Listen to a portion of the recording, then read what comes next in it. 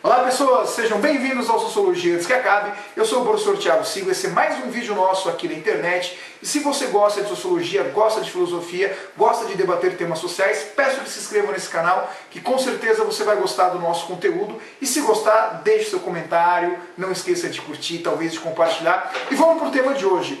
Todo mundo sabe que a gente vive uma crise.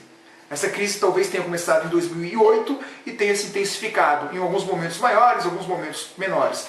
Essa crise pode ser pensada como uma crise econômica, como uma crise política, mas o autor que eu quero trazer hoje para vocês, que é esse sujeito aqui, o professor francês François Dubos, tem uma impressão diferente disso. Para ele, a crise não é apenas econômica, não é apenas política, é também uma crise de solidariedade. Bom, antes de mais nada, quem é o François Dubos?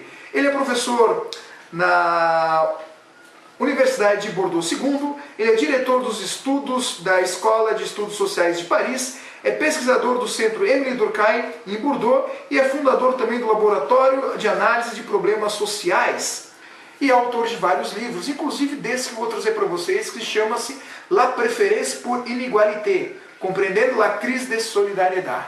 Nesse livro, o autor vai dizer que nós vivemos um grande período de desigualdade e que essa desigualdade só pode existir porque nós vivemos também um período de recuo no sentimento de solidariedade, ou seja, as pessoas estão se sentindo cada vez menos solidárias e ao se sentir menos solidárias se importam menos com a situação de pobreza e com a situação de desigualdade e até mesmo com a situação de violência que se encontram muitos dos cidadãos do mundo afora. É claro que a pesquisa dele é focada em Paris, aliás, melhor dizendo, é focada na França, mas acho que a gente pode de repente ver o quanto dessa pesquisa tem validade ou não para nós brasileiros. Ele, para elaborar seus estudos, ele se baseia em dados estatísticos. E a fonte deles são basicamente dois importantes autores. O primeiro deles, o francês Thomas de Piketty, que escreve o livro Capital no século XX e analisa o crescimento da desigualdade na França e em outros países, chegando à conclusão de que talvez a gente esteja vivendo o período mais desigual de toda a história.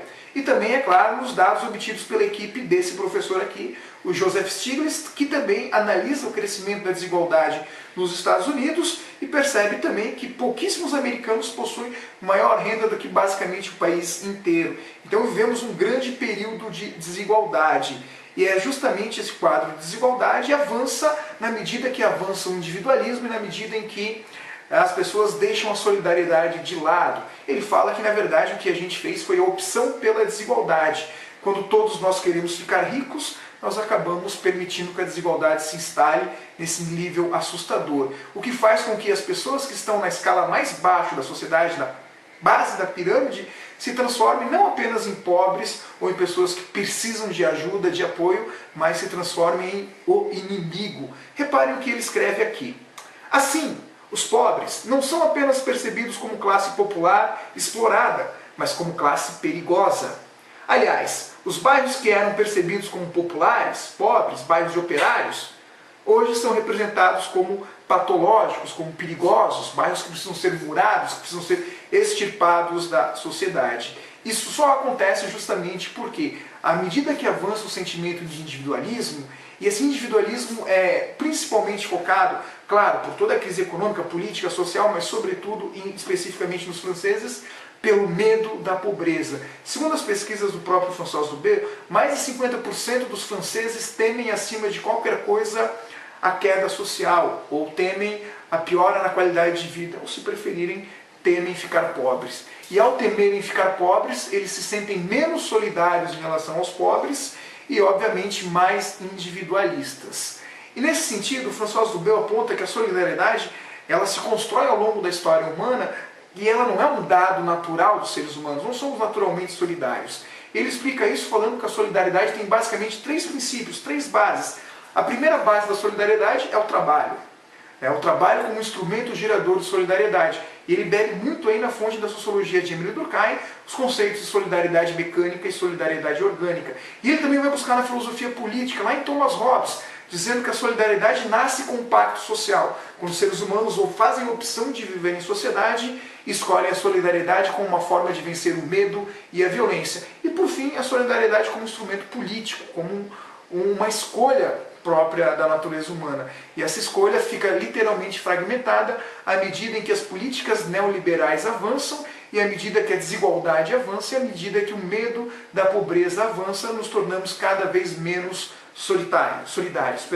Ao final do livro, é claro, François Joubert propõe algumas soluções para esse problema, embora ele deixe claro que se trata não de um estudo, mas apenas de reflexões propriamente dita. Ele vai dizer que um dos caminhos para a gente restaurar a solidariedade, fugindo, é claro, das velhas convicções e crenças religiosas, seria a busca por uma democracia plena, pela inserção social de todos. E aí, tome cuidado, você que é neoliberal, você que é ultraliberal, ou você que acha que falando isso eu estou sendo comunista, ou que François Joubert está sendo comunista. Ele vai utilizar um conceito muito importante para explicar isso, que é o que ele chama de individualismo institucional, que é basicamente quando as pessoas podem ser individualistas, é claro, mas existe uma crença em valores coletivos, como, por exemplo, os valores republicanos e os valores democráticos.